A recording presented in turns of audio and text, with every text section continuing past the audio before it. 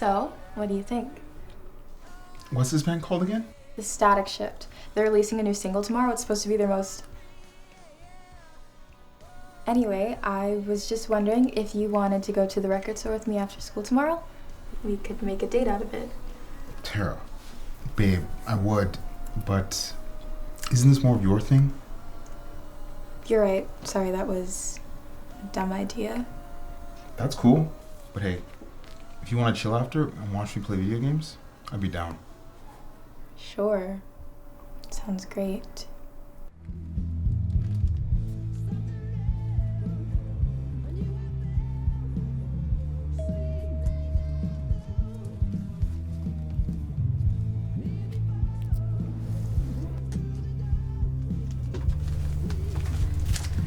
Hey, how you doing? Haven't seen you in a while.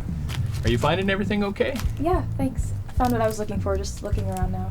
Yeah, awesome. Hey, that's a good choice. Let me know if you need anything.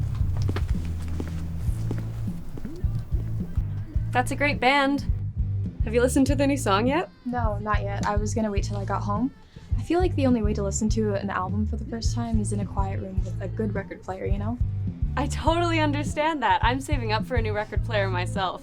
Mine's out of commission, but I've been a fan of these guys since their debut album back in 2014. Oh my god, yes. Windsor Street is a classic.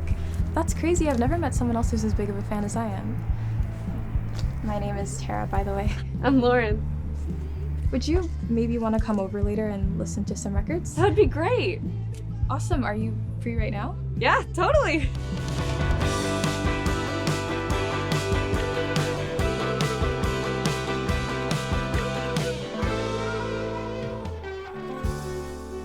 Oh my god, that was so good. Right? That chorus took me to another place, I swear. I mean, that's not what I was expecting based off their last releases, but you can tell that the band is growing and shifting and... Sorry, I get kind of excited about this sort of thing. Don't apologize. It's awesome to see you talking about something you're passionate about. Keep going. I'm intrigued now.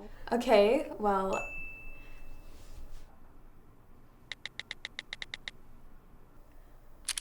Okay, what I was saying was...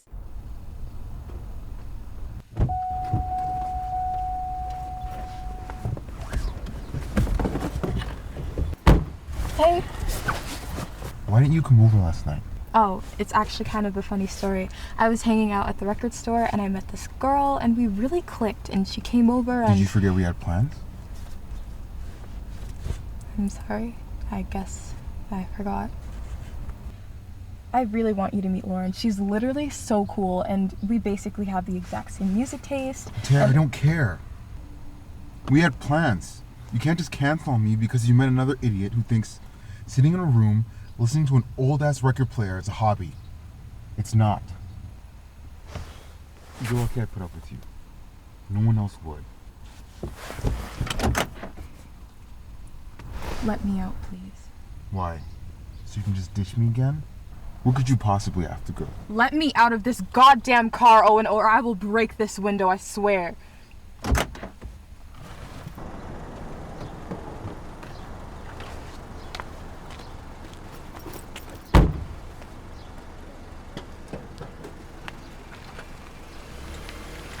You crazy bitch! Hey, Tara! Oh my god! Hey, Lauren, what are you doing here? Hold on, I can't hear you. Are you okay? Yeah, I'm fine. Don't worry about it. I am worried about it. What happened? Just a fight with my boyfriend. I'll be good. You need an escape. We should run away. What? Where? I don't know. I say we just keep walking and see where we end up. Okay. Let's do it.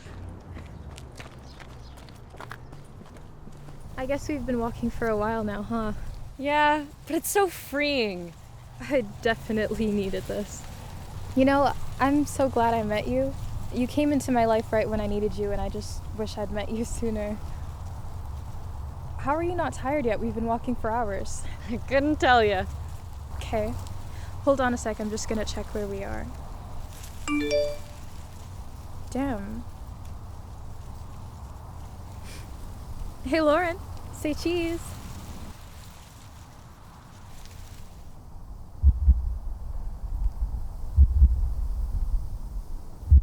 What's wrong?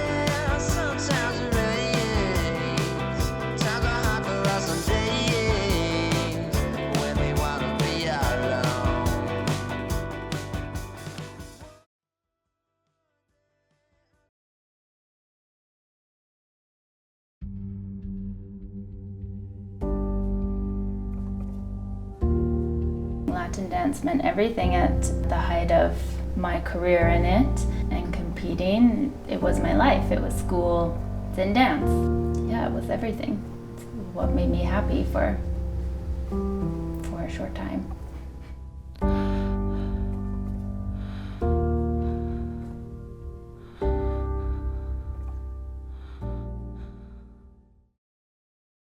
My parents put me in dance ever since I was probably 3 or could walk, and so I started in tap, jazz, ballet, you name it. It wasn't until I had moved back to Calgary from Edmonton and I saw ballroom dancing on TV. I saw these kids dancing and I'll never forget that moment. It's engraved in my head and I watched it every night it was on. That time Latin dancing wasn't popular at all. So it was really hard to find a studio. But my mom searched and there was one in the city who had a kids program, so I just got enrolled in that, and that's how it all started. Found my first dance partner, and that's when things started to get a little bit more serious.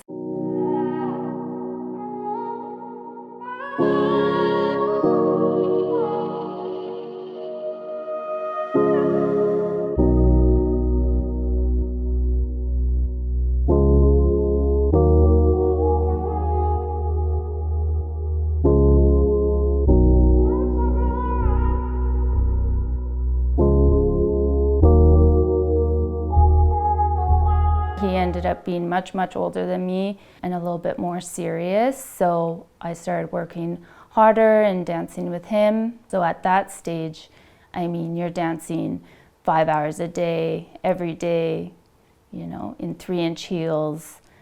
It's a lot of work. I mean, obviously there's the pressure. This falls on any athlete. I feel these days there's a pressure to look a certain way, be a certain weight.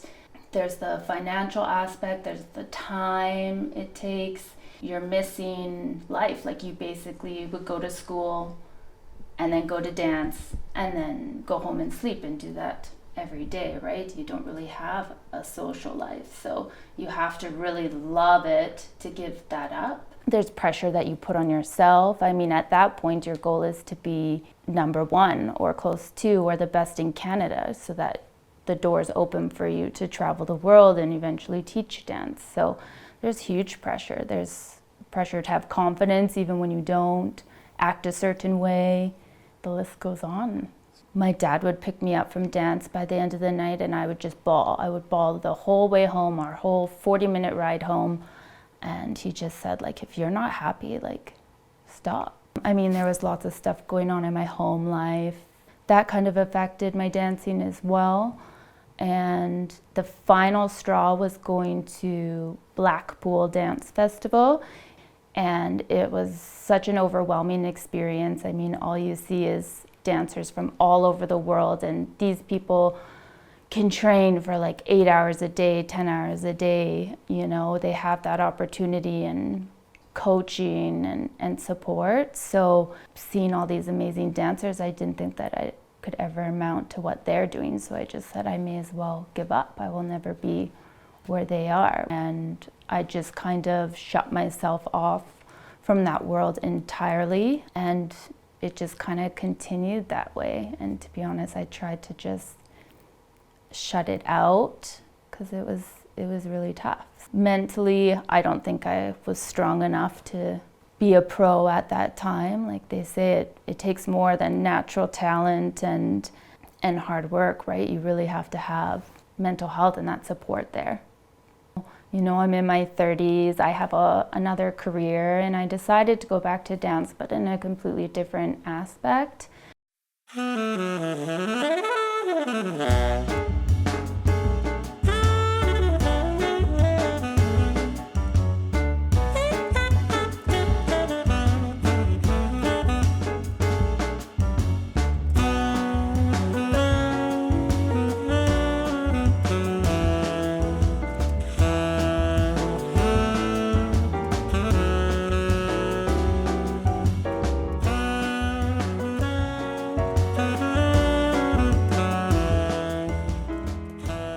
It's called Burlesque Size, made by my original coach when I was a little girl. So she started this group essentially for women of all ages, sizes, to just dance and feel good about themselves. And she had kind of reached out to me for years and said, Linz, like you should come try this out. And I'm like, no. It was still too painful at that time to watch dancing or even try and think about it.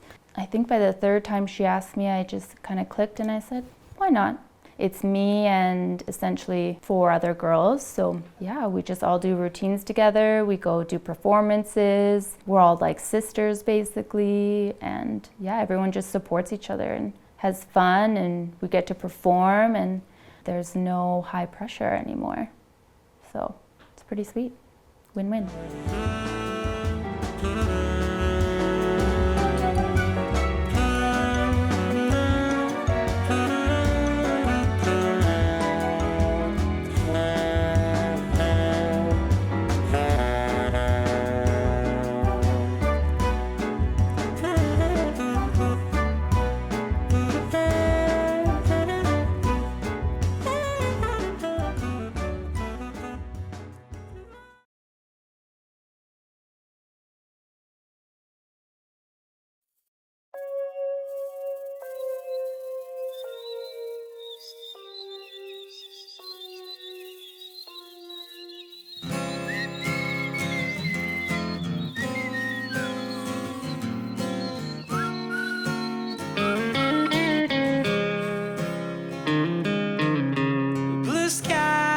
Like your eyes, and you don't realize they keep me awake.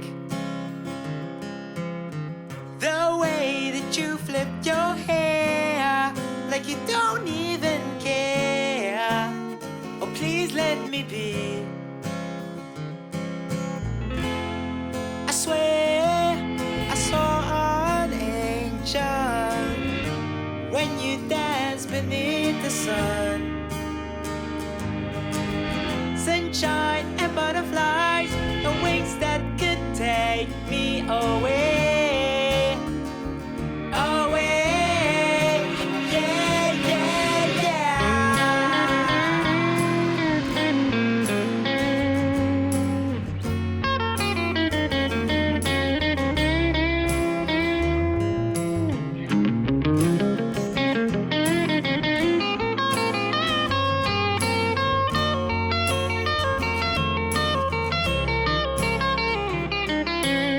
So sweet when you say my name, lights up a flame in the darkest nights. I stand hypnotized, madly mystified, just like a dream. I swear I saw an angel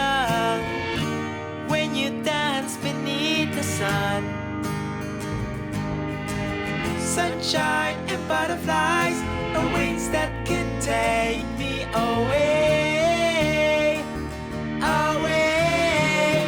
Yeah, yeah, yeah.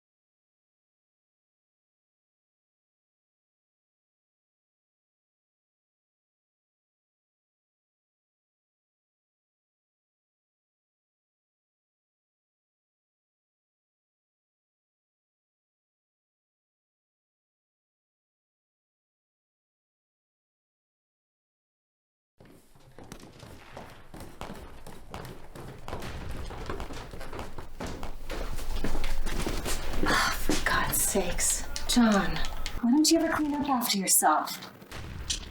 Mom, no. Please, can we not do this today? Mom! Stop! I'm gonna finish that! Please! Go away!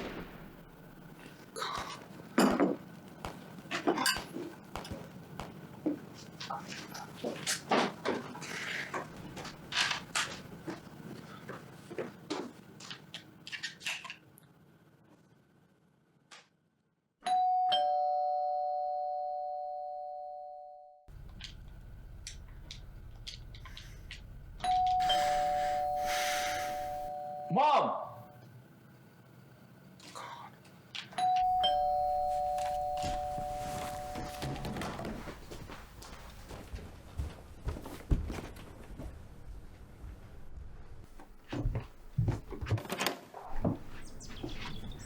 John?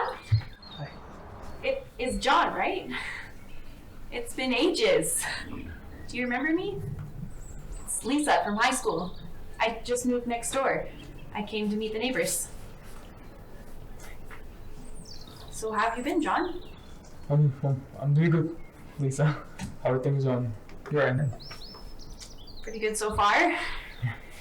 I just got a temp job to get some cash flowing in. What about you?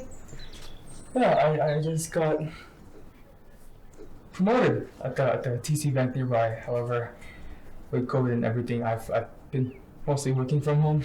Wow, you're really moving up in the world. Yeah, Good for you. thanks.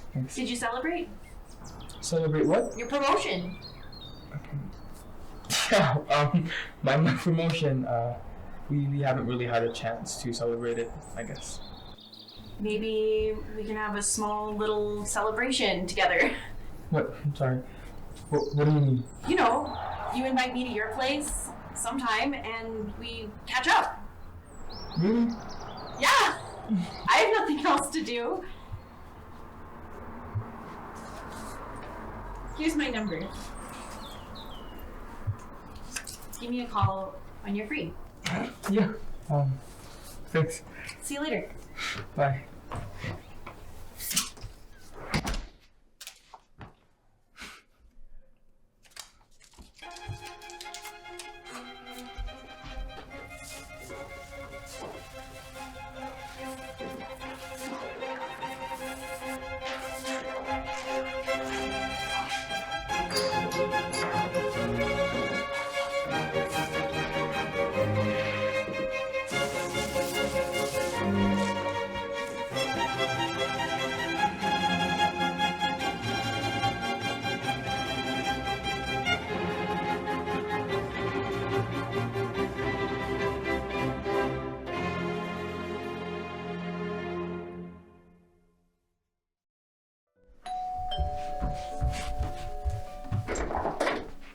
Hey.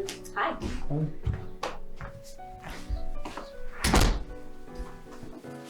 Welcome, Lisa. Thanks for inviting me, John. Long day today? Today was a good day. Cheers.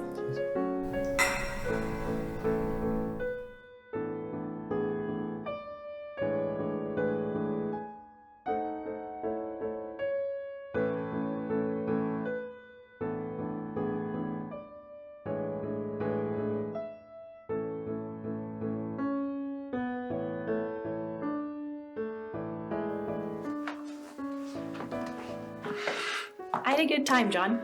Yeah, me too. Well, big day tomorrow. See you later. See you later.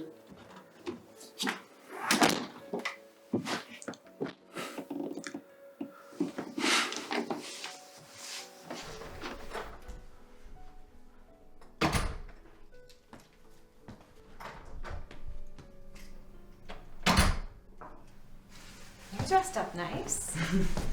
Did anyone come over? Yeah, a friend. Wow, a lady friend? I guess you could say that. Wow, I didn't expect that at all. Yeah, Mom, I have to tell you something.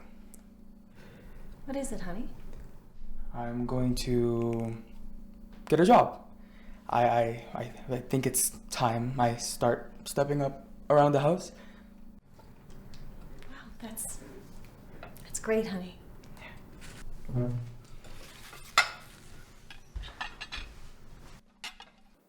He said he's gonna get a job. I think whatever happened must have really done something to him. I can't thank you enough. Well, it's great that it turned out like this for you and your son.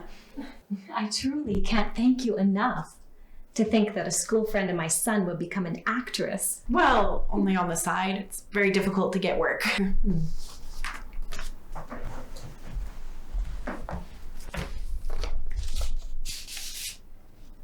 Miss, you're so generous for the extra.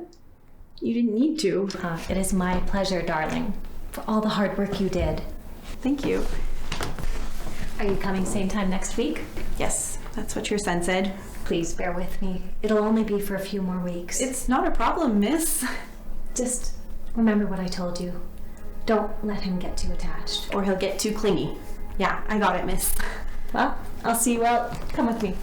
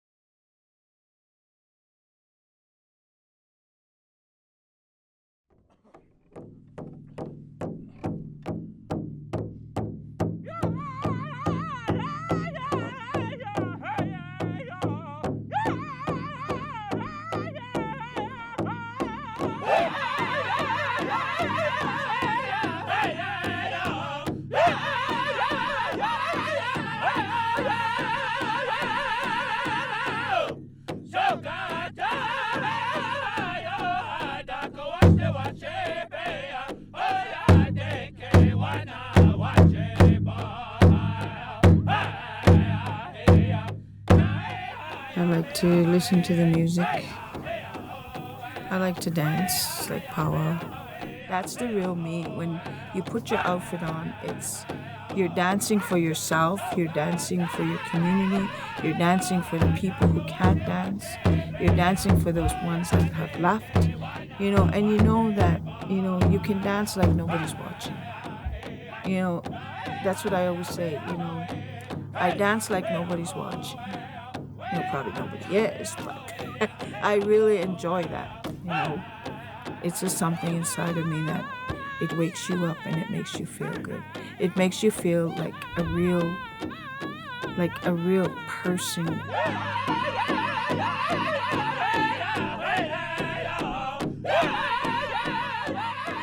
I'm a caseworker with Child and Family Services out here. I work with children 0 to 18 years old. I do also work with transition to adulthood clients up to 24 years of age, and it's just, I've always worked with children all my life since 1990, and I just enjoy it.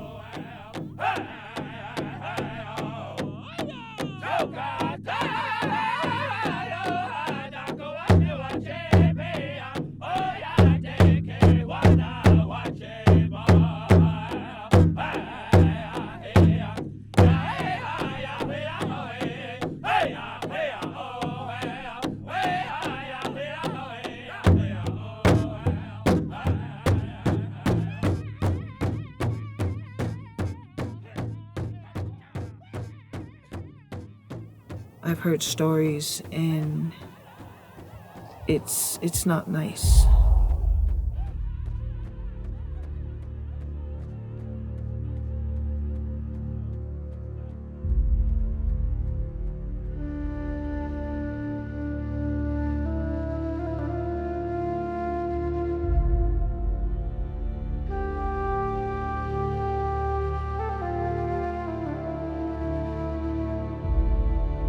It really angers me, and it hurts because I've seen my mom, I've seen my dad, I've seen my late grandma. That's why it's kind of, and then when residential school first issues started coming out, I started noticing the pain people spoke about. You can see it in their eyes. And then, just like residential school, when they say don't cry, they would just you can see that hurt in their eyes, and then all of a sudden it's just like they could see that priest or that nun standing in front of them, and then they straighten out again and they become Stork. They had to have no feelings, and a lot of them grew up that way, and a lot of them that are still alive still carry that wall that they can't show their feelings. Any kind of abuse that is laid out, she went through it all. They were treated like animals, basically. It'll bring you to tears on what happened to them. My mother went to day school, but she did attend day school residential school system, but she experienced a lot of abuse. Same thing. Being a first and second generation residential school survivor, we had to kind of endure the trauma that they experienced. I remember my late grandma talking about it. She was taken and put in a residential school, and she went through a lot. She kept it silent, but she went through a lot of abuse. There was no real parenting and nurturing in the residential school system. Everything was it's kind of like taboo to discuss, to talk about, because it'll bring you to tears on what happened to them.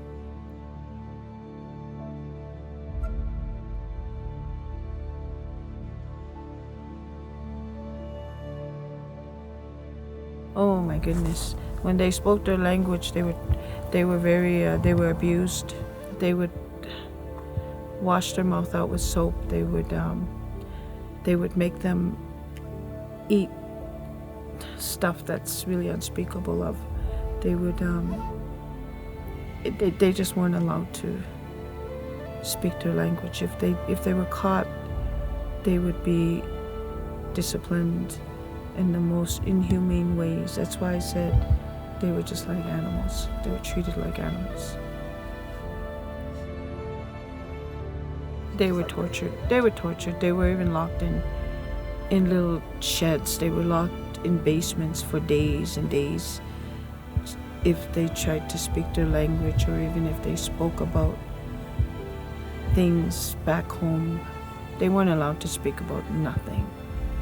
You know, they had to just follow the priests and the nuns' ways of praying and being educated, and because to them that was the right way, pretty much to take away their identity of who they were. They wanted to, pardon the expression, but they wanted to make them white. They wanted them to live that way because they said that was the right way, which we all knew it wasn't. So from that, we ended up suffering the trauma because my mom and my late grandma, my dad, they never learned to say I love you. They never learned to hug you. They never learned how to, because they were never given that as children being in residential school. So we kind of had to, the third generation kind of had to try change that and make it we love our children. We tell our children we love them every day. We hug them, we touch them. We make sure that, that they're recognized. Because me and my siblings, we never experienced that. How we dealt with it? We pray for ourselves. We just pray that we don't end up that way. Because when my mom's family, her brothers, they were all, because of residential schools, they all had addictions, right? Just to block out whatever. My late father was like that. He was an alcoholic. So we dealt with it that we're not gonna live that way. We broke that cycle and we got out of it because we saw it, we grew up with it. We didn't want to live that way. 1974 to 1979, we moved into a home with there was electricity, but there was no indoor plumbing, and we had to haul water. So we hauled water till we were 14 years old. That's what I say, a lot of these younger generation don't realize how lucky they are, because we had to blowing snow, the winter storms, no matter how much we tried, we still had to get water to survive. So we always made sure that me and my sister and my late brother would always say, if we had kids, we're never going to allow that. We're not going to allow them to walk. We're not going to allow them to starve. We're going to always make sure they have a clean bed to sleep in, because we never had that. The government doesn't understand. The reality is they don't understand what our people, our nation members, have been through in Canada. They don't know what the Indigenous people experienced, because they never experienced it. They say get over it. We can't get over it. We'll never get over it. We just have to keep reminding people this is what happened to our ancestors. This is what, and people have to keep vocalizing it and making the world remember that this is what the government did to us. They thought that they could think of the best interests of the children. No, that wasn't the best interests of the children. By taking them from their homes and putting them in schools, no, that wasn't the right thing. They have to understand that that was wrong, that was sadistic, and that was inhumane in what they've done. So many of our people have died in residential school, and they don't see that.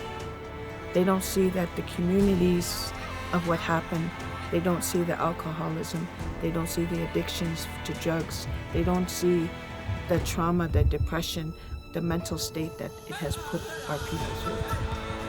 But the government needs to understand that because the former government back in 1886, further down when the Indian agents were creating this law for residential school, that they need to understand that it was their government that incorporated that. So they need to understand that it was wrong. Because our ancestors didn't grow up with their culture. They didn't grow up with that connection to their families because they were taken away. And how fair is that? And that's why a lot of people, like especially myself, I speak on that because I don't want my children, my grandchildren, my future great-grand, like my future generation to see that. I want them to know that once that last residential school closed in 1996, I don't want them to see that needs to, it can be remembered, it can be talked about, but they got to realize as well that the government really damaged our people.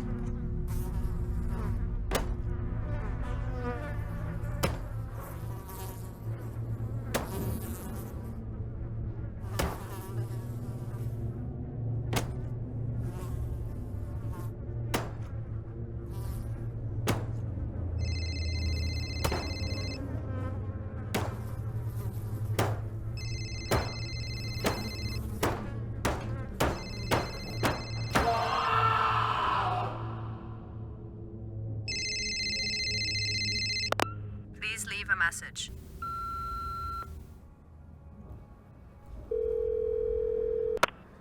Hi, Mom. It's Steven. He didn't answer. I'm sure he's fine. I don't know. It's been a few months. Try not to worry. He knows we would do anything for him.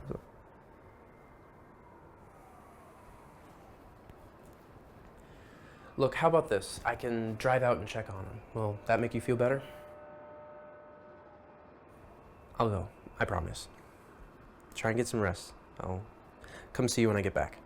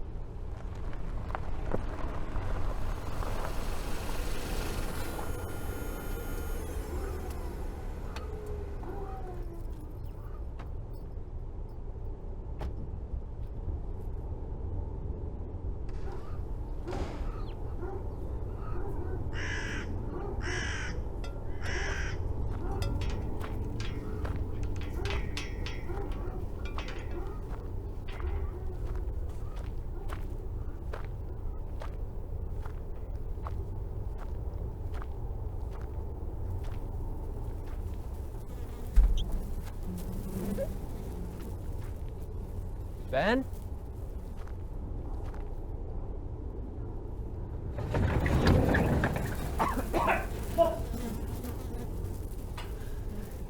Ben, it's Steven. Are you in here?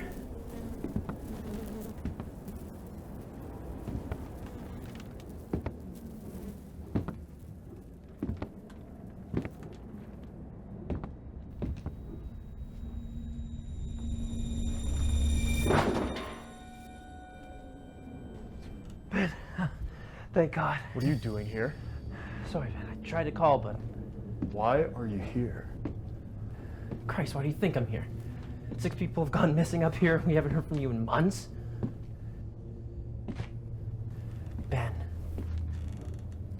Mom is worried about you. I was worried about you. I tried to call, but I didn't get it. I know. You know how Mom is. I mean, can you blame her? God, Ben, what is that smell? You need to leave.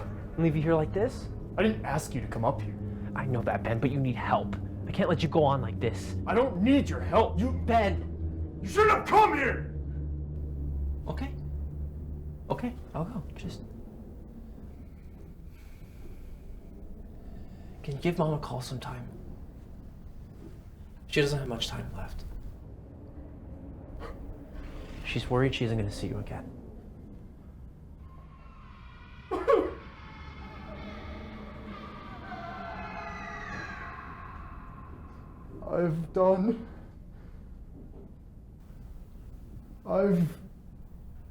It's too late. What are you talking about? We miss you. We want to help you. Whatever you've done. It's not too late. You shouldn't have come here. People disappear up here. Ben, I can help. Whatever you've done... It's already too late. They aren't coming back. We can help you. No. You can't. Not anymore. It'll all be over soon. Sorry, I just... You need to go.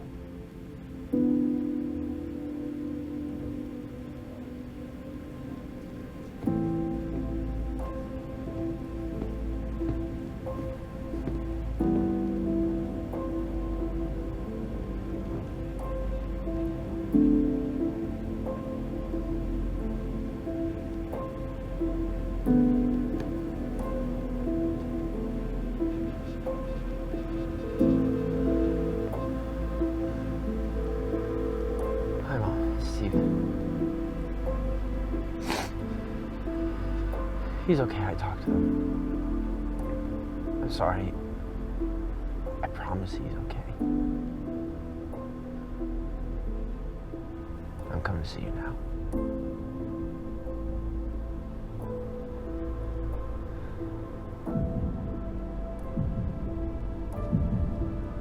Fuck! Fuck! Fuck!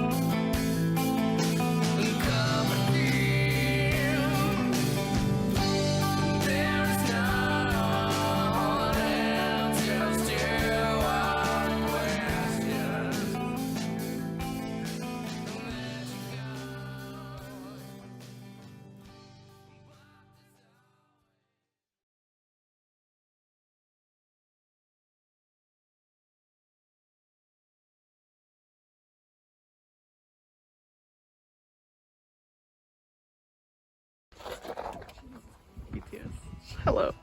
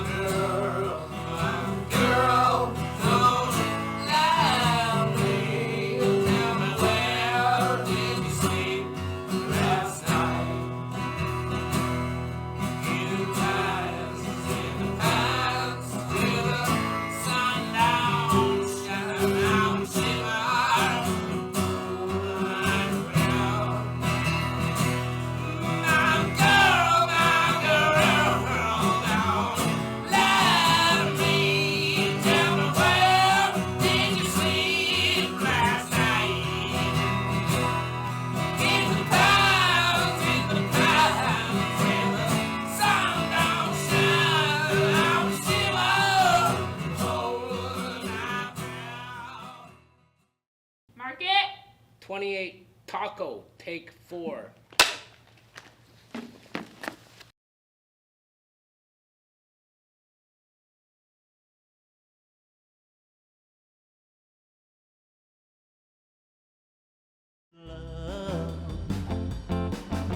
Make you act just like a fool. You can hardly speak when she smiles at you. Oh, oh, oh, chasing love. We interrupt this broadcast to bring you an important announcement. There has been a dangerous gas leak at Makeout Point. Any locals in the area need to evacuate immediately. Hey, maybe we should get out of here. Please. The internet says that the flu kills more people than toxic gas every year. Don't worry about it. Well, if the internet says so. Can drive you mad, make you feel real good, make you feel so sad. Oh, oh, oh, chasing love. Stay safe and informed. Don't believe everything on the internet. What seems to be the problem today? I'm running a low fever and have a bit of a headache. Yeah.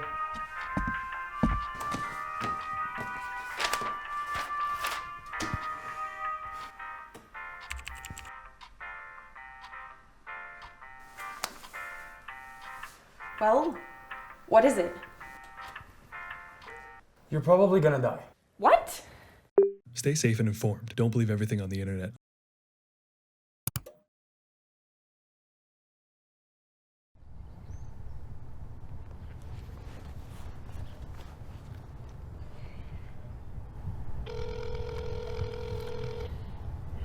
Hey, this is Maddie. Leave a message. If this is Scott, please stop calling me. Hey, Maddie. It's Scott. Again. I see you changed your voicemail. That's cool. Look, I'll be over by your place later tonight. Just grab the rest of my stuff. I'd appreciate it if we could chat for just a little bit. Just call me when you get this. Thanks.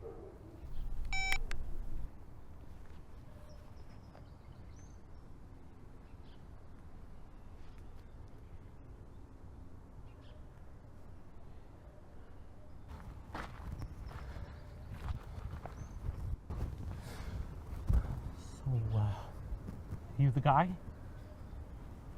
You've never done this before, have you? No. Is there any protocols that have to be followed for someone in your line of work? Hey, just as long as you pay me, I don't care. Okay, great. Sorry for such short notice on the job here, but it's urgent and needs to get done with nobody knowing about it. But before I tell you anything, I suppose I should tell you more about myself.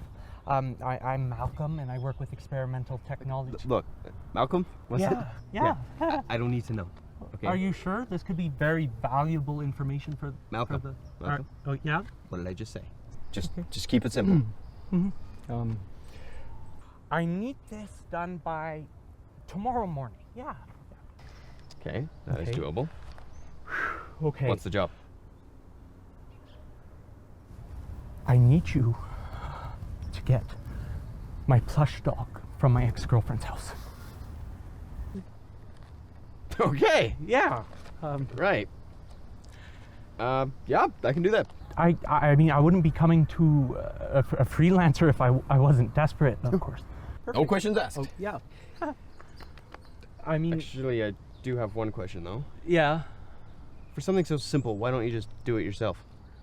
Well, the last time that I saw her, she tried to throw a knife at me and said she never wanted to see me again. I've been there, my friend. Look, I got a pen here. Yeah, I just write the address on my hand. Yeah. No paperwork or anything. Perfect. And consider the job done.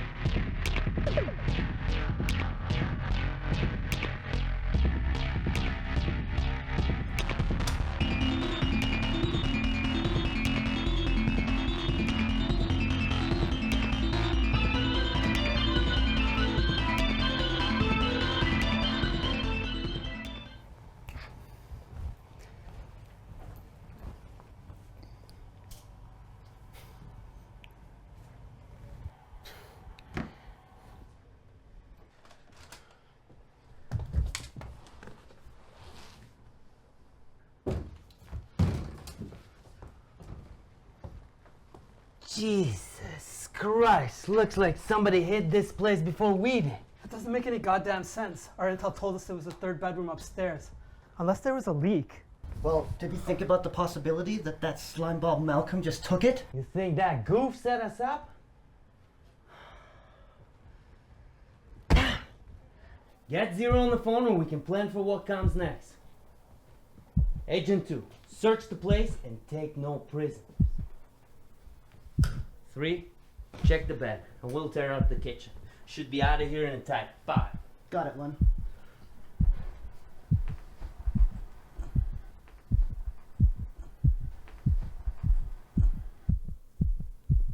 Oh crap! Collateral! Identify yourself! Identify yourself! Get up from the bed now! Deli, this is the delivery truck. We got the fresh cuts in the back. Fresh cuts? What, you mean this thing? Oh, put the EEW on the ground now! What the hell is an EEW? Okay, look, guys, I came here for the dog, and then I'll be on my way. Customer refuses to pay. Permission to remove him from the scene? Whoa, whoa, whoa, guys! Can't we work something out here?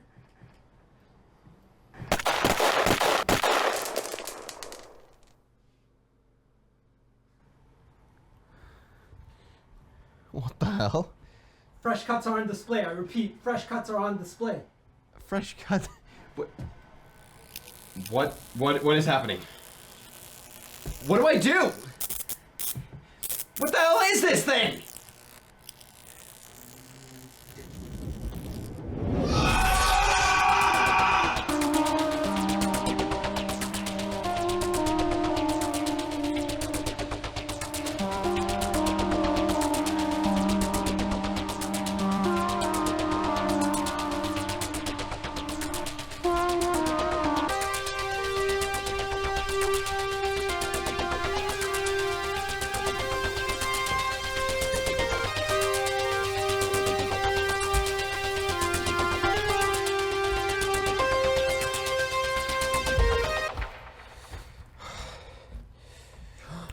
Maddie.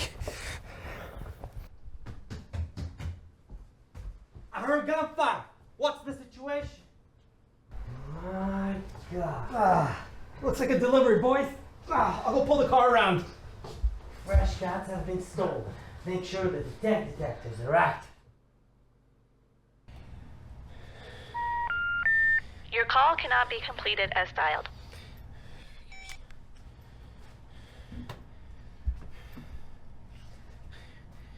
Well, looks like we're going on a road trip, little buddy. Don't embarrass me.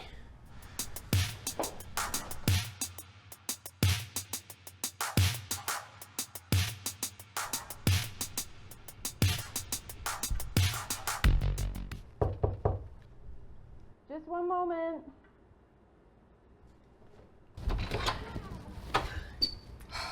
It's you. Look.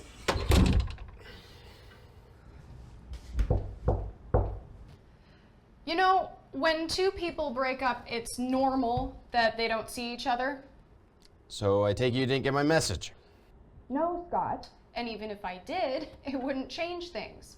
Why are you here anyway? Well, if you had heard my message, you would know that I'm here to get the rest of my stuff. You know, when I moved out. Oh, when you moved out. More like when I broke up with you 2 whole months ago. Are you seriously just coming to get this stuff now? Yes?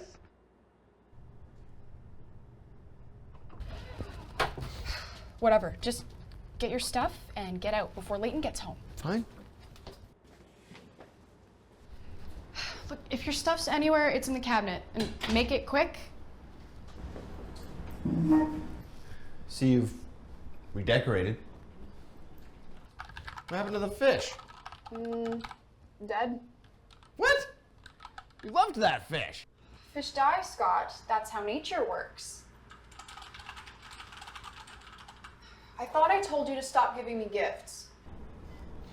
Bold of you to assume that it was for you. Well, have you know, I happen to love this little dog. Says the guy who ran away screaming from a puppy on our first date. So, how's Leighton doing?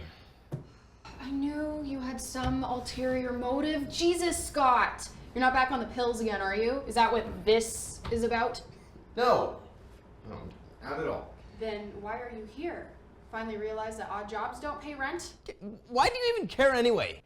It's not like you have to look after me anymore. Why are you here? Just spit it out.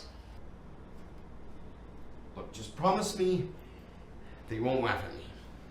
Scott, I dealt with you for 3 years of my life. I promise nothing you say here will make me think any lesser of you than I already do. Look, I think that this dog is somehow some kind of government weapon. Well, Scott, it's been fun, but my patience is wearing thin. Okay, look, I know it sounds stupid, but okay, I was hired to get this dog, all right? And then these government agents start showing up, and they call this thing an EEW, whatever that is. The point is, he started turning bullets into peppermints. Well, and wait. What did you just say? They called it an EEW. I don't know. They were throwing a bunch of code words out, and somehow I transported into a bathroom, but that doesn't matter. What? Scott, stay far away from me while you're holding that thing. What, the dog? The dog you're holding is an EEW, an experimental extraterrestrial weapon. I've heard mentions of them on UFO forums, but I never thought that it could be... Come again? Scott, you need to get the hell out of here before I become collateral. Hey, look, all I need is a place to stay until these G-men, men in black, whatever you want to call them, till they just stop looking for me. Please, Maddie. No, you have no idea how dangerous that thing is. If you ever loved me, you need to get out and don't come back. Yes, sir. I understand, sir. Thank you, sir. Agent 2 signing off. What did Agent 0 have to say? The short version? The short version is the EEW can't be found as it stands. The only way it's going to be able to be found is if it has another surge. But Agent Zero said no guns. So what, do we just wait around until the thief almost blows himself up again? Pretty much. Whenever it goes off, Agent 3's menu will activate. Let us know where our targets are. Have we heard anything about what's going to happen to Malcolm? He knows too much. If by some chance he gets the EEW, he will be reinstated. Well, we can't let that happen. These freaking geeks, man, they ruin it for us every time. EEW surge at the Shady Branch apartment complex. 3rd floor. Agent 1, step on it. We got ourselves a rat to catch. Don't even get me started on that jacket. What are you talking about? You bought me this jacket. Okay, just because I got you something doesn't mean that I like it. Hey, babe. I'm home. Oh, you've got to be kidding me. Babe, do you need me to teach this punk another lesson? Yo, I'm talking to you, dingus. Hey, Leighton. I was just on my way out. Leighton, he was just leaving. Calm down. I'm just so tired of this man-child thinking he can just stop by and harass you whenever he wants. I'm just on my way, all right? You brought another unwanted, pathetic gift? How many times does she have to tell you no? Shrimp boy? Well, just a couple more times. Leighton, let him leave. Now, trust me. Relax, babe. I got this creep right where I want him.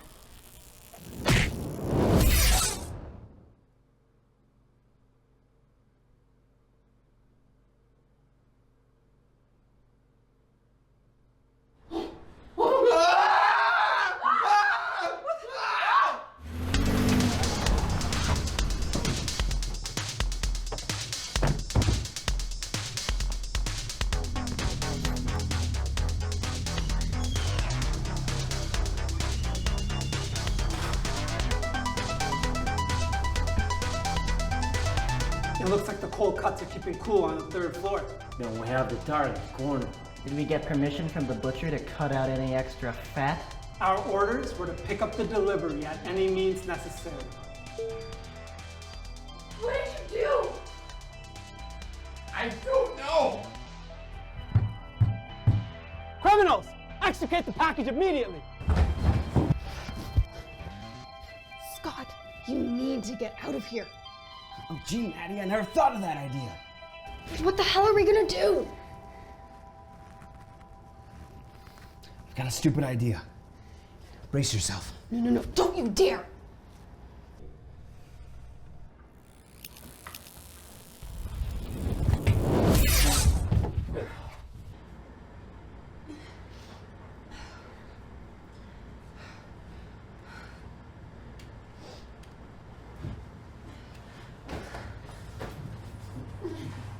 You okay?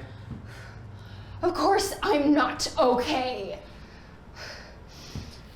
Look, Maddie, I just wanted to apologize.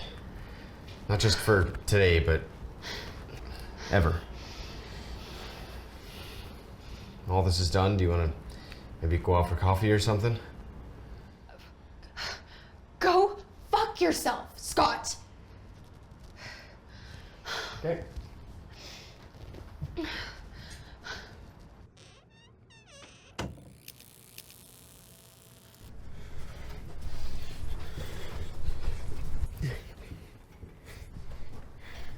So now you do nothing? Stupid mutt.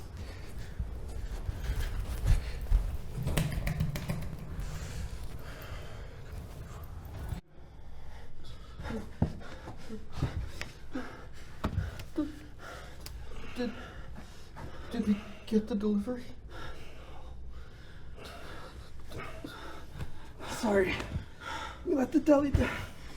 No, I'm sorry, my friend. Oh, shit, I'll tell it to Deli. You died like heroes.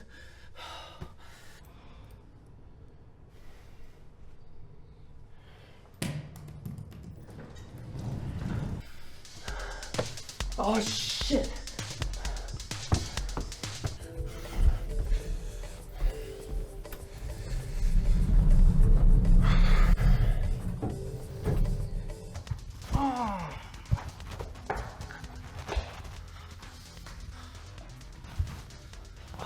Damn!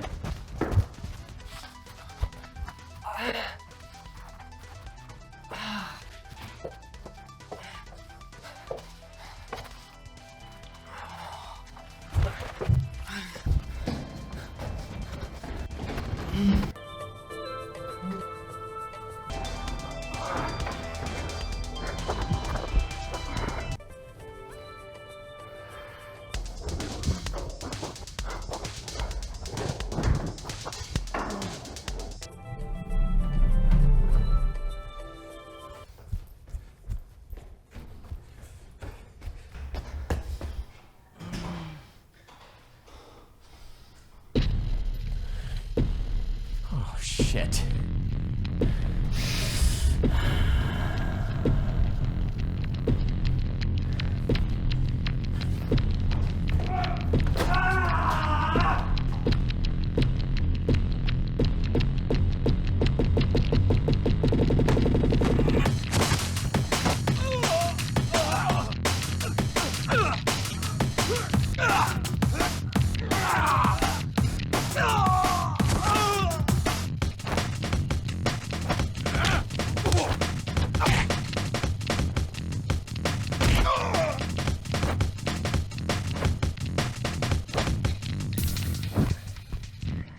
You got some balls, kid. I'll give you that much. Hey, I just want to finish this job, all right? Oh, this will never end for you. Killed 2 of my agents. My friends. Yeah? Well, you messed up my Thursday. So I guess you could say we're even then, huh? Tonight is still young. Bring it on!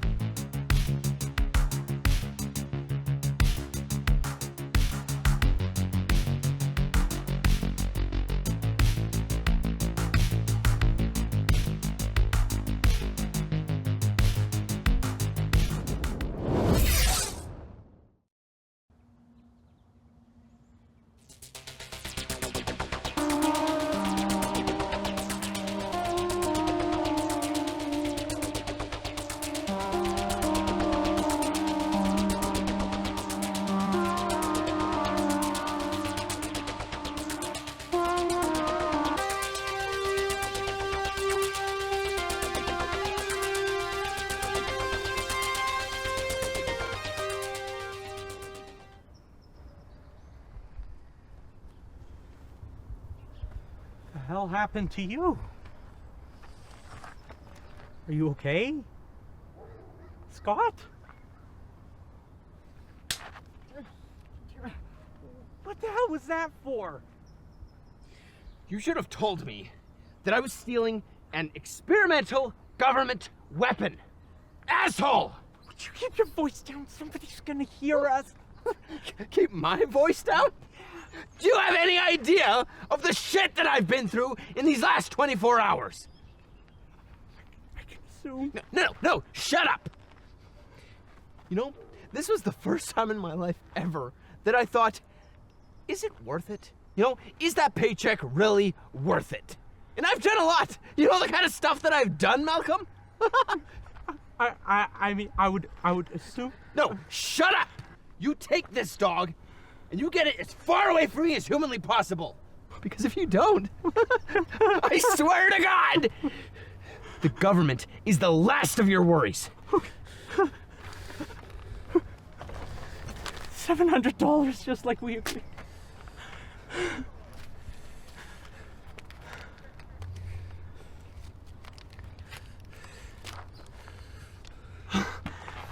I mean, yeah, you deserve it. Well, I hope you know that you saved a lot of lives. Malcolm? Yeah. Get out of my sight. Okay.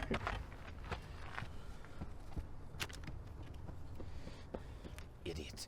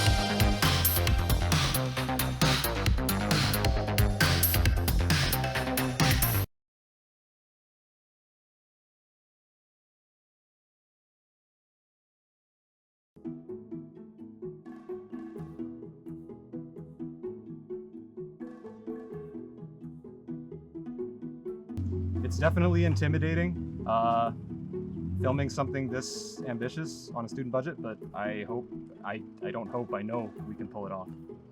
So it was awesome and hilarious and tons of fun to direct and shoot. It's been rough at times. Sure, like movies have problems, it takes long, sometimes you're going 14-hour days whatsoever. But, you know, we're gonna be fine. We got talent, we got skill, we have a lot of patience. I wrote this script, so it's pretty close to me. Of course I'm proud. Proud of everybody. Yeah, I'm really happy with what we're getting, really proud of all the crew, proud of all my friends out here. Thank you for watching our movie. I think we have been as well prepared as we could have been under the circumstances. With online school, it's difficult, but you know, everyone worked really hard and persevered, so. Yeah, I feel like everyone was really putting in. I really feel like there is a lot of team effort, especially after the first day. Then we really got it together, and then big teamwork for the rest. And I like the crew that we're working with here.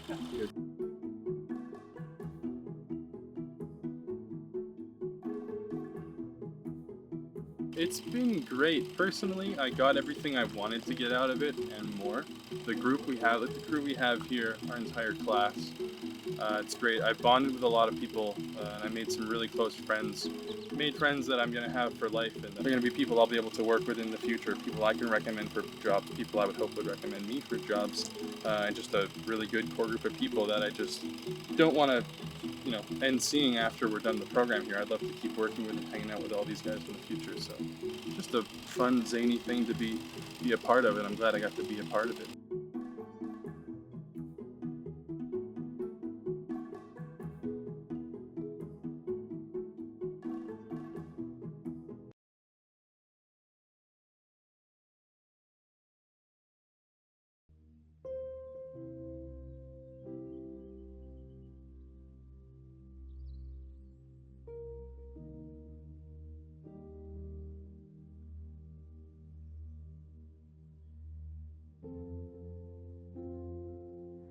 And I remember just for a split second I froze and flashed back to my training just a couple months earlier when Dave Woods was explaining the protocol of delivering a baby, and he told us what a prestigious event it was and how exciting it is to deliver a baby over the phone.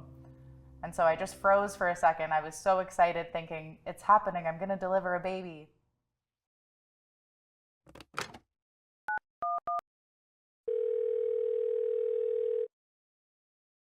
911, what's your emergency?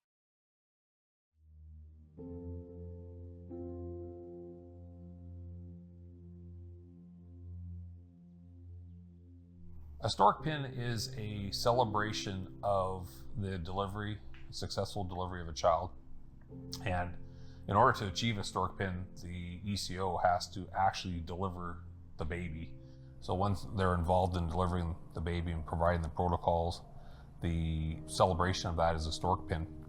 And it means a lot, especially in a world where we deal with people being very mean to other people, and through all that muck and grime and blood and bad things, delivering a baby is the pinnacle of celebration, and we take time to celebrate that.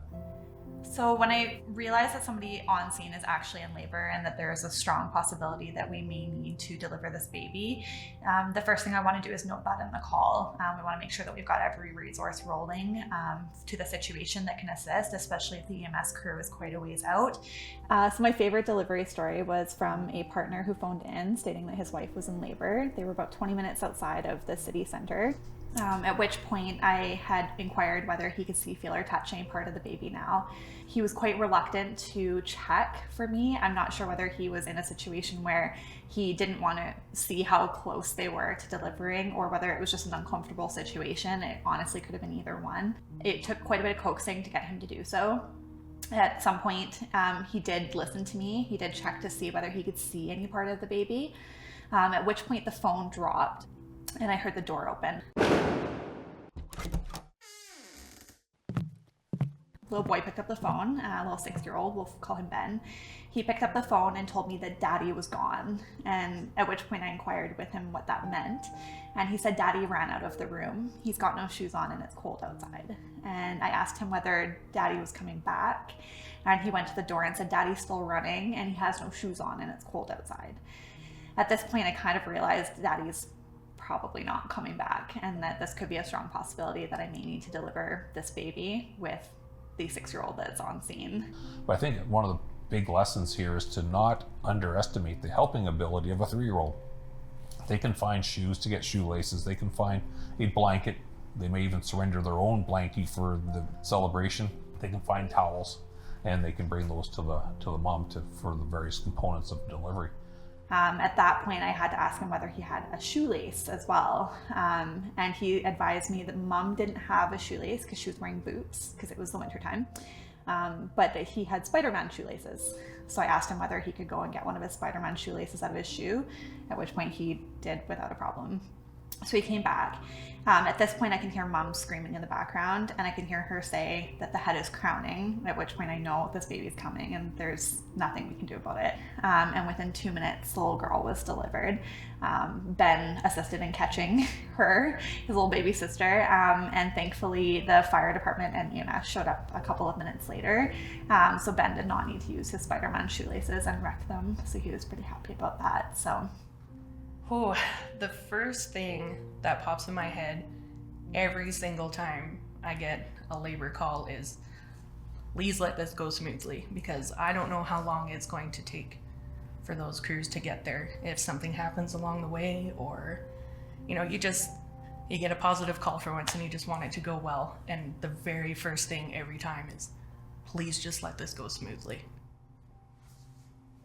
The call came in, and it's the usual Ambulance dispatch for which town or city? And they say I'm just outside of such and such out on the highway. My wife's in labor, she wants to push.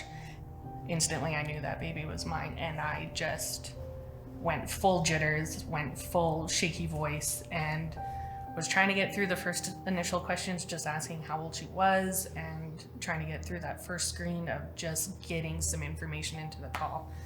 And I couldn't type. My hands were like this. My voice sounded the same. And my lead at the time, Mike, came over and noticed right away, because he knows I don't get nervous on calls. So as soon as he heard it, he came over and put his hands on my shoulders. And I just went, okay, this baby's mine. I know this now. They're out on the highway. It's going to be a bit. And I went about it. It was, okay, where is she in the car? Let's get her in the back seat, get her laid down. Going through each instruction, because I know I've got the tools. Then we have this situation, where are we facing the delivery? Is it at home? Is it in the back of a vehicle, the front of a vehicle? Is it somewhere remote, camping trip, or wherever that might be? A lot of those environments aren't necessarily baby friendly, and so we have to try to do our best to facilitate delivering the baby in an unfriendly environment. It was so fast. Mom pushed maybe 3 times, and all of a sudden Dad's like, the baby's out. And I was just like, hey, wrap her up, let's tie the umbilical cord. So we were going through all the instructions, and I'm like, is it a boy or a girl? And it's like, oh, it's a girl. It's like, oh, congratulations. You know, we're doing all the things. And as we were talking, waiting for the next stages of getting ready to get the placenta ready to be birthed as well. In the meantime, he started referring to the baby as a he.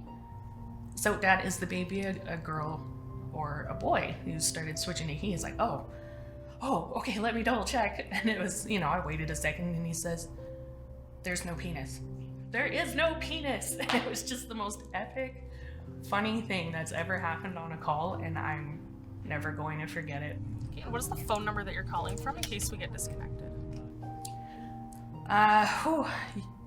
The most intense moment of that call, beyond the initial, this baby's mine, I've got a job to do, was the first cry, actually. She let out a little bit of a squeak and then a bit of a wail, and I had to fight so hard to not cry in that very moment. I've only had one other call that did that to me, and that one was, that was pretty amazing, just hearing life for a change.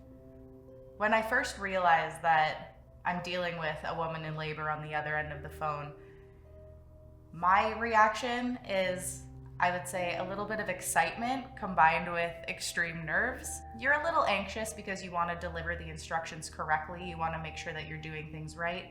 But at the same time, it's a little bit of a rush and very exciting because you know that there's a chance that you're going to deliver a baby right now. Okay, tell me exactly what happened. It was one of the first night shifts that I had ever worked as an emergency communications officer, and it was getting close to the end of the shift time. It was 5 o'clock in the morning of a 12-hour shift, and the phone rang, and when I answered it, the very first thing that I heard was a blood-curdling scream. So instantly my heart sank, and I just felt this feeling of dread, thinking that it was going to be a horrible situation, some catastrophe of some kind. And so I just remember feeling my heart starting to beat a lot faster. And then all of a sudden a male's voice came over the phone saying, "The baby's coming, we're not going to make it." What are the challenges of delivering babies over the phone? I think the first large challenge is keeping up with the baby.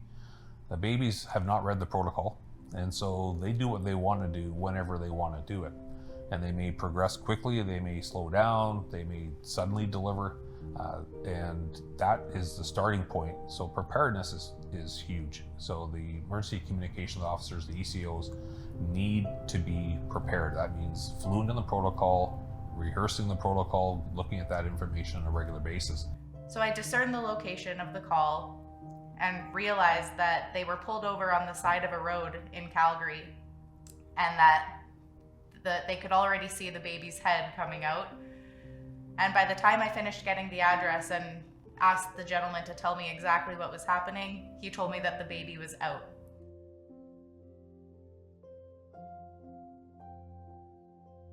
So I proceeded through the protocol, asking the questions that were meant to ask and ensuring that everything is okay with mom and baby, and came to find out that unfortunately the baby wasn't breathing.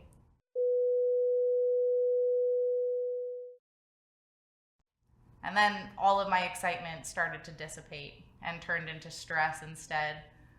And so I continued through the protocol, got the father to do baby CPR. Listen carefully and I'll tell you how to do chest compressions. Pump the chest hard and fast, at least twice per second. Let the chest come all the way up between pumps. 1, 2, 3, 4. 1, 2, 3, 4. 1, 2, 3, 4. 1, 2, 3.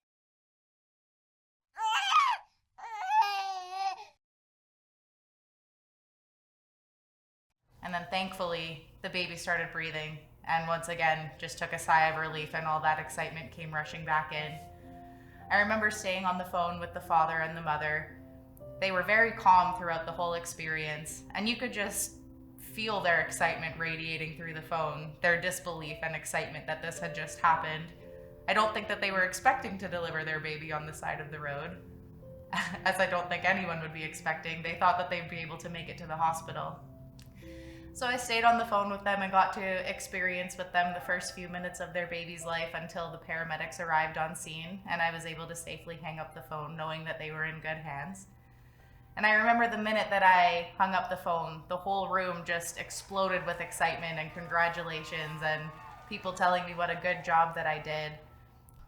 Fortunately for the vast majority of deliveries that we deliver, they're fine.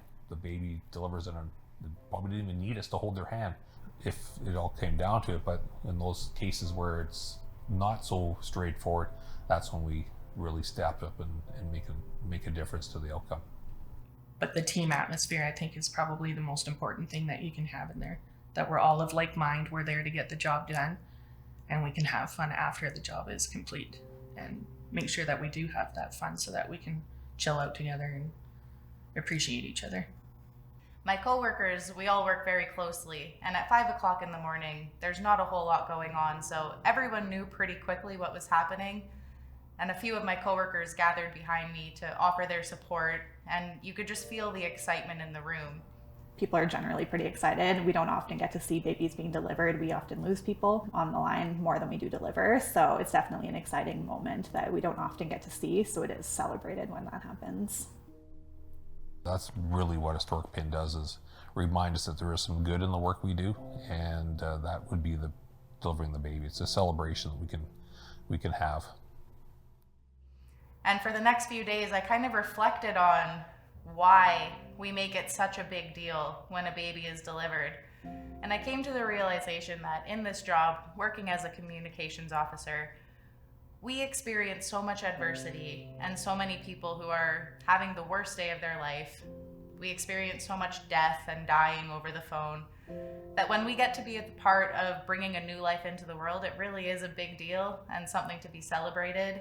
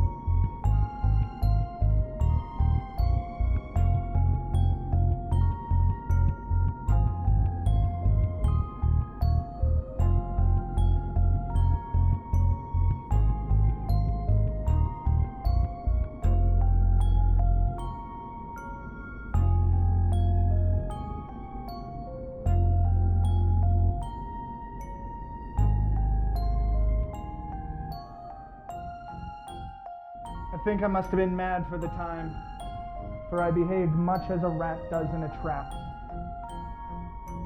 No man knows till he has suffered from the night, how sweet and dear to his heart and eye the morning can be. I last saw Count.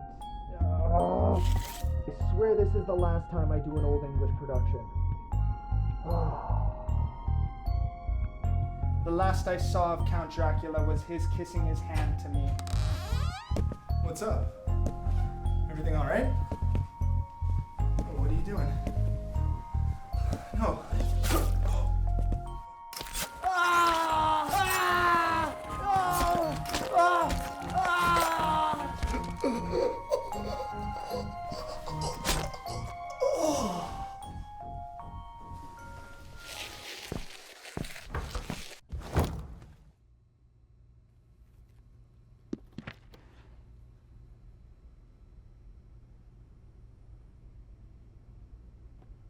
Josh?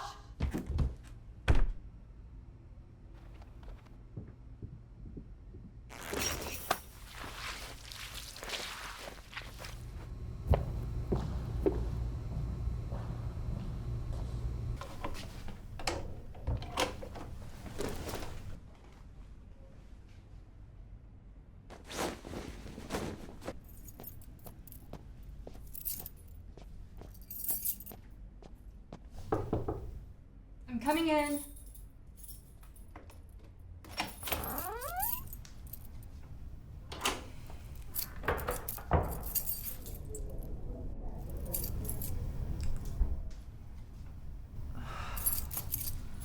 Mr. Herring is gonna snap. I don't know why none of you guys could do it. I'm not gonna drive all the way there just to pick you up. Come on, Daria, you only live like a couple blocks away. Hey, anybody seen Josh? No, he was supposed to pick me up, but he never showed. I had to walk. Weird. Told me he was gonna be early. Josh, early. I'll believe it when I see it. Told you shouldn't have cast him as the lead. Kyle, don't start this again. Maybe you'll get a part next time. Look, I know you're all tired of hearing it, but we need to take better care of these costumes. It's a miracle the blood hasn't dried on this already. We don't have the time or the budget to replace these. We open tomorrow. If this had stained, we'd be screwed. Okay, Mom. I'm serious, guys. That's Edward's shirt. Why are you lecturing us? Where is he anyway? Are we doing a final rehearsal with no lead and no director? Daria, they'll be here. This isn't helping. Let's just get through these last few days and maybe try and show a little more respect. There's gonna be a real bloodbath on our hands if you keep going. Whatever. I'm going to get into costume. Whenever you're all finished, maybe we can get some work done. Can you get started on lighting? I want to have it ready by the time everybody gets here. You get the keys? Yeah.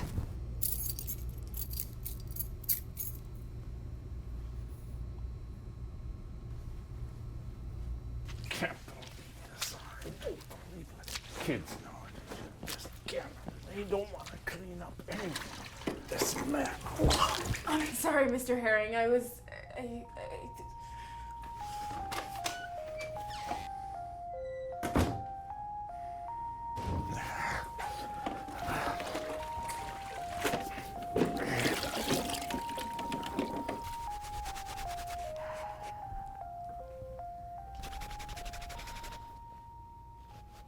Would you please just go get changed? We're short on time as it is. Tell me how exactly we're going to rehearse without a full cast? They'll be here. I'm going for a smoke.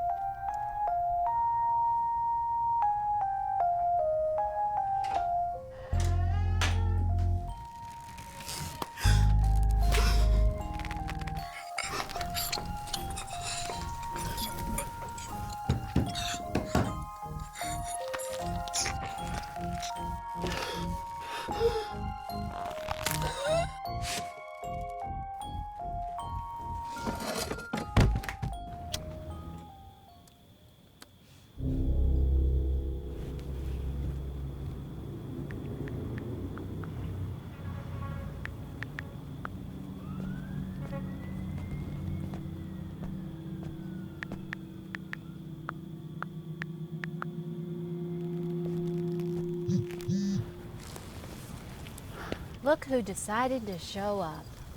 I had matters to attend to. Has everyone else arrived? Josh is still MIA. Surprised?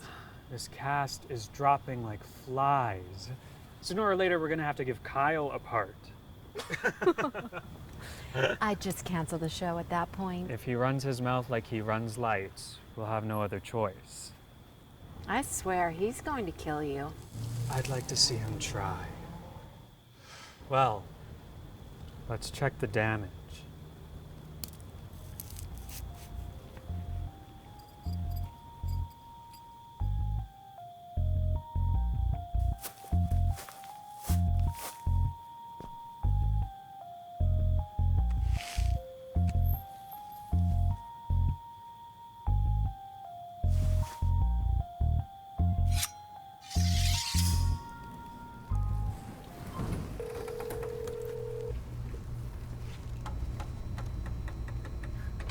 Edward, where the hell are you? Bill!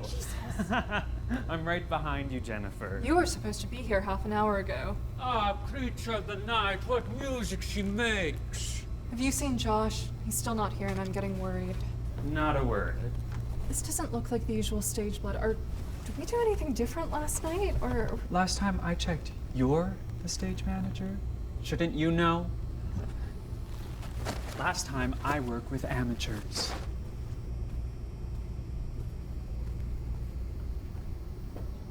Edward is here. I'm gonna try Josh again. Would you please just go get changed?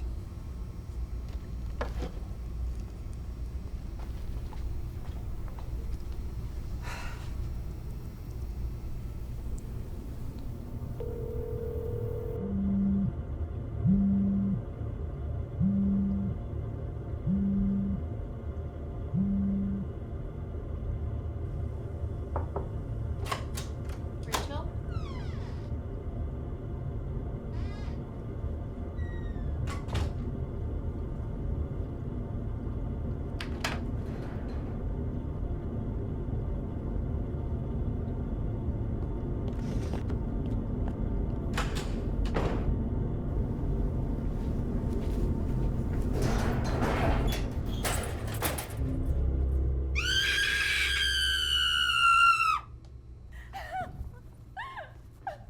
Daria, what happened?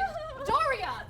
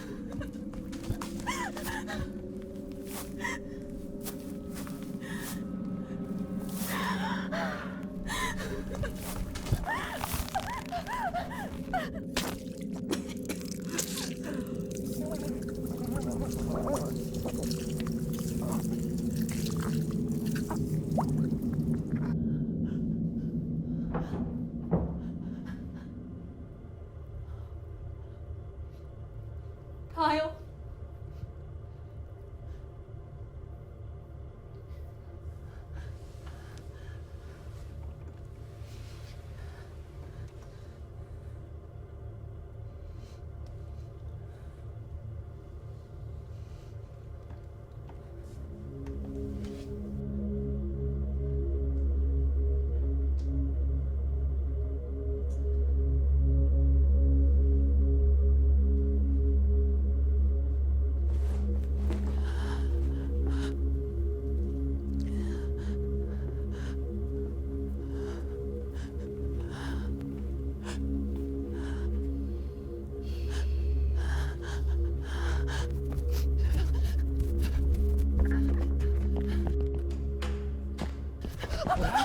He's dead.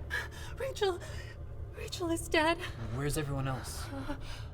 Edward's still back there. We need to find them. No, you can't go back there. We need to make sure they're safe.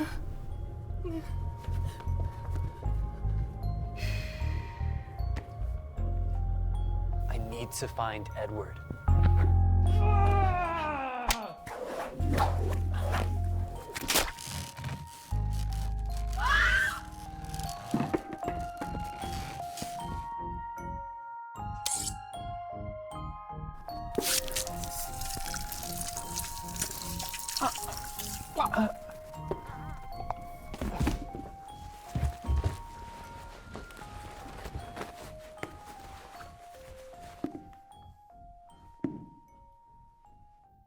Bet you regret keeping me up in the booth now. Can't you see I was born for the stage?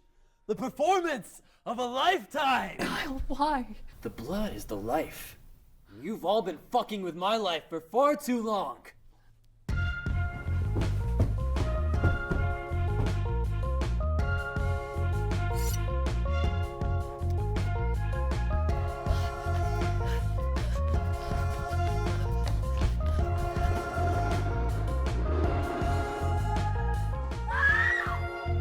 She makes a beautiful corpse, doesn't she?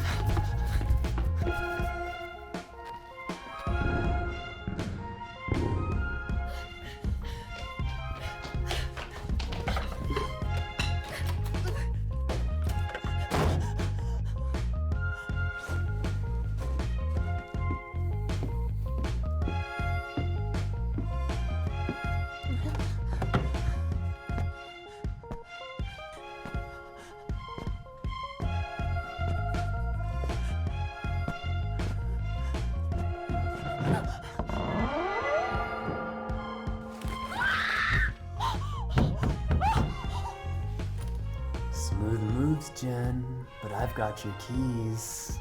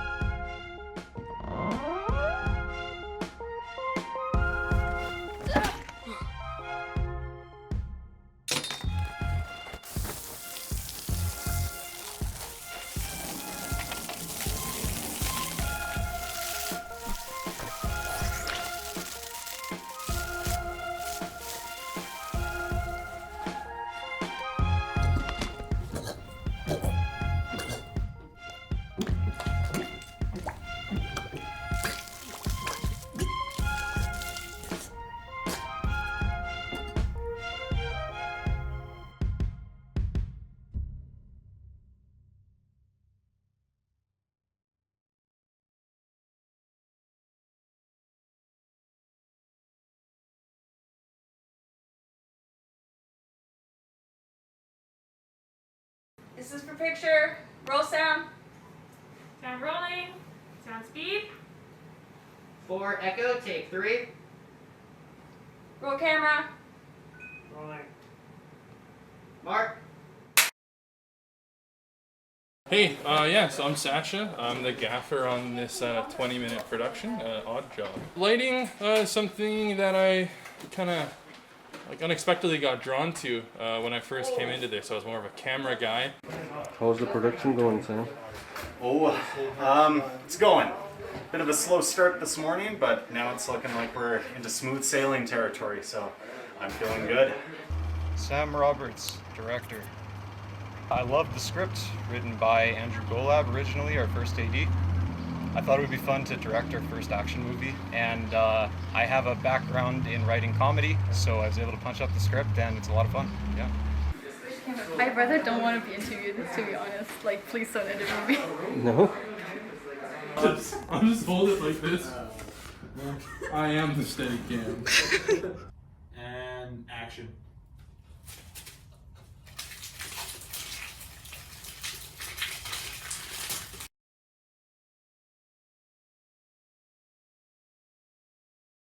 I have a few mixed feelings because I feel like there's a lot of things that happened that was kind of out of our control. That was unfortunate that it happened, but I think that we made do the best we could. Yeah? Yeah. Crouch and pretend I'm doing paperwork. Hold on, let me find paper that's already written on so it looks like I'm doing stuff. Nope, just nothing, like nothing at all, and it's like great. But yeah, it's not fun being locations manager, I guess.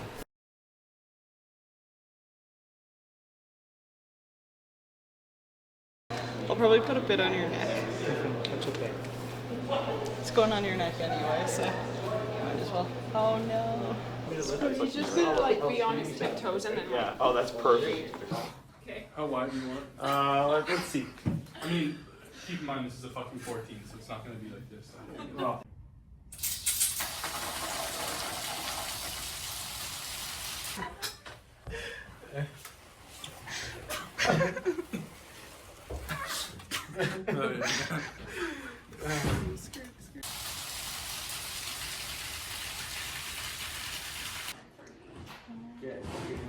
So good. So long as we're ready by 10. Very quickly. Yes. I didn't realize it was a video. Oh no, it's a video, sorry. Ah, we're YouTubers now. Feel slate. That was so good. Nope.